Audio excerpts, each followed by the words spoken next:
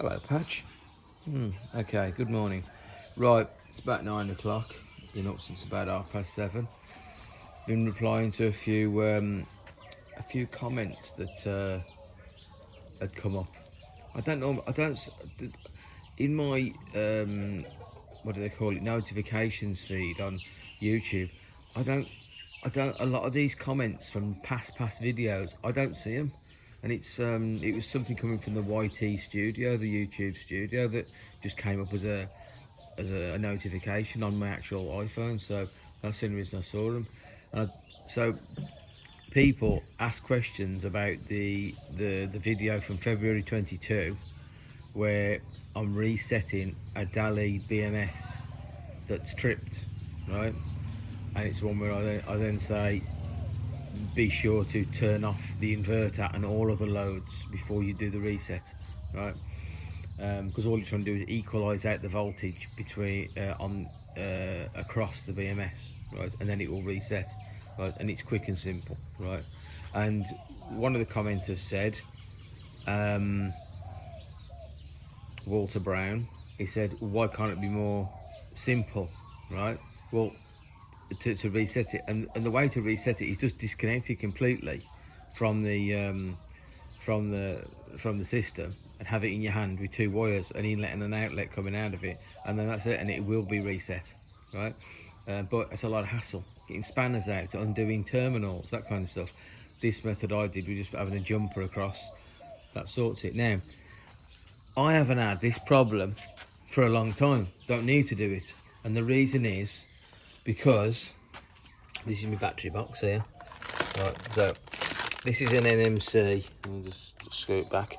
This is an NMC 24 volt NMC cells, seven 3.7 volt cells, right, in series, right? Now that is that's my one pack, right, and they go to here. I've got these special insulated football socks going around the pos and neck, right, also with a battery charger going on if I ever want the batteries charged, which comes on actually on this timer. There you go, at around about 5 o'clock, so I'll get it topped up. Because remember, I haven't got a hybrid system, I've got an actual system. You know, I've got wires coming from the solar, I've got a changeover switch here, excuse the mess, I'm in mid-job. Mid-job's been going on for like about a year and a half. I got two inverters, a small one and a bigger 1 kilowatt one. Right, so this one would do the house, right? And by the way, I monitor the outlet of the inverter, because the inlet is monitored by the inverter itself. When this voltage goes down to whatever it is, 22 volts, it will turn off and that kind of have to switch it on and off to reset it. But but the outlet is not monitored. Now what can happen, I've seen this many times, if you go over the 1000 or near to the 1000, right, this voltage, this is the outlet voltage, right? I've put a regulator on it so I can see it. That voltage could go down to like 100 and 150 volts, 100 volts, and all your stuff on the other side will be working at 100 volts. So I've got this so it actually turns off at whatever it's 210 volts. So that can't happen. That should be built in, but they're not bothered. They're only interested in what's going on the low voltage side. You know, if you overloading this, it doesn't turn off. It just carries on. You can actually drag the voltage down on the outlet very, very low, right? So that's why I've got that, and then I'll lose power to my changeover switch, and then the changeover switch will well, it just won't do anything, you know, because this is in a blackout situation. So I'd have lost the left side of the switch, which is the two red lights there. One's power is there, and one is we are using that power, and this is the power is on the right side. We've got the power from the inverter, which is 230 volts, but we're not using it, right? So, purpose of this video today is, right, so people are saying about the BMS. Now this is a standard BMS, this one here, yeah. So the power leaves on the negative here, Yeah, it leaves. This is the negative. It leaves on the negative, goes through the switch inside here, semiconductor switch, and comes out and goes on its way, right? And that's the flow. And then it comes back from the inverter, comes back down to the positive, right? And it goes around like that.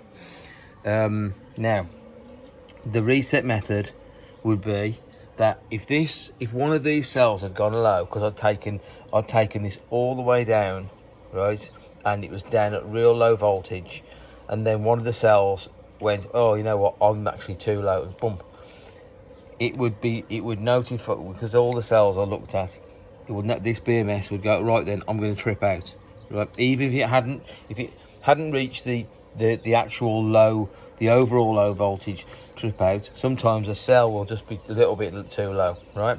So it'll trip out. And then my reset method is you take from the actual negative of the battery, and then you have to go onto this wire here, which I haven't got a bare bit, so I'd have to go from here over to the negative terminal, which is underneath there, wrapped in a sock, right? So, but I would turn off the inverters first, right?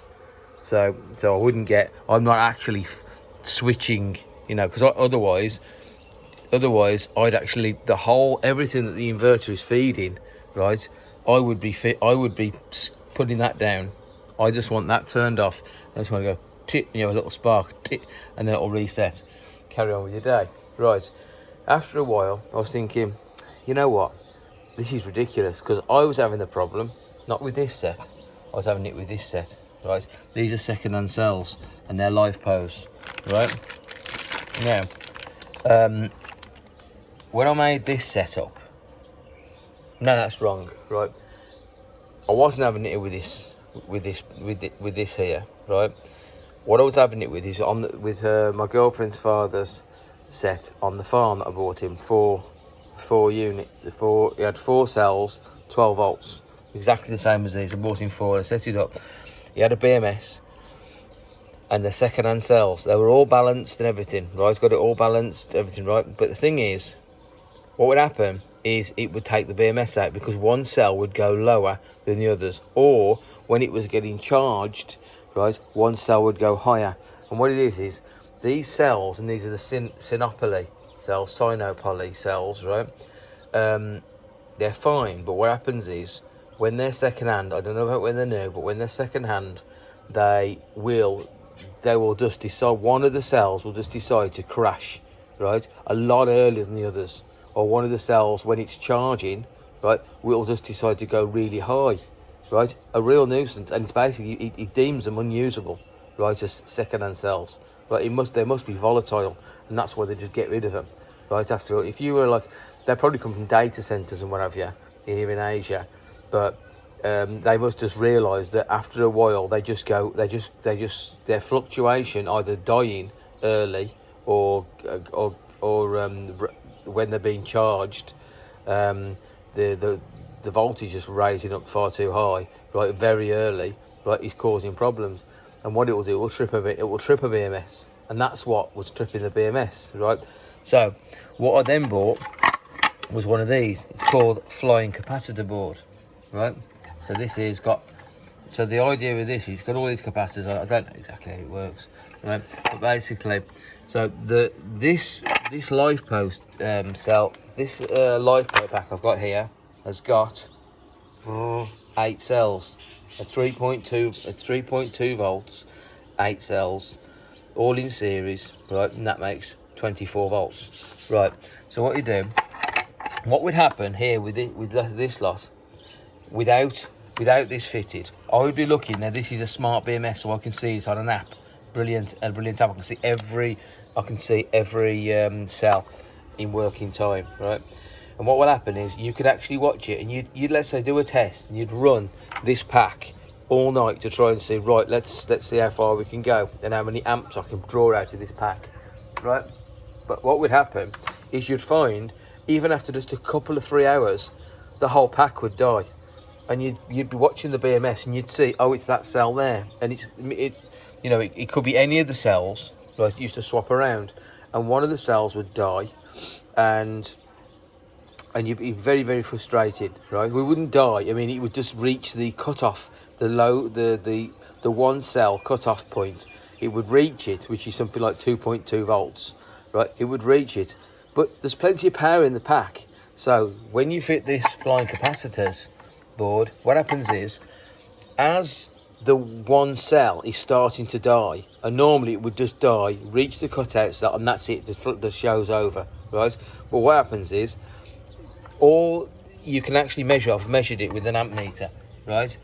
What happens is, each one of these wires goes to each cell, and what it does, it takes all the cell that's dying, so let's say for instance into this one, right? All the other cells send ampage to that cell, and they stop it from dying. So it's constantly, right? And then in the same way, when it's charging in the daytime or with an actual charger, when it's up there nearly reaching the fully charged point, sometimes what will happen, before you might get to like 75% charged or 80% charged, and then one cell will just start to run away high, and then it will stop the whole show, because that one cell will stop everything charging. But what it'll do is, as that cell's going high, it will discharge that cell into all the other cells, which is lower, using this device. It just swaps the voltage from high or low cells into the opposite cells, right? And there you go. And since I had this, I've had no problems. You can watch it on the app where one cell will be high, right, but all the other cells are just getting charged by that high cell, right? It's a remedy, you know what I mean? And that's it. It works. And I bought one for a father's farm, where you see the video where you got the 4 cells, and I did he's never had to be reset again since I bought it. He's constantly looks after it, right? So brilliant. But the problem is, this is a 24 volt. With the 48 volt system, right, they don't work, right? They don't work. They'll still trip and still have problems. They just don't work, right? Friend of mine's got a 48 volt system of second-hand cells, and he hates it, right? He went down another brand, and he loves that one, which I can't remember the name of now. Heltec, is it? No, not Heltec. Anyway, so there you go. That's how you need a flying capacitors board, but don't go for the 48 volt one. Just maybe the 12 or the 24 volt, which is on. So I've got the 24 volt. Father's got the 12 volt. They work, and they keep these from dying early, or from dying from when they're being used, or dying when they're being charged. It'll stop it. So there you go then. Hopefully that clears that up.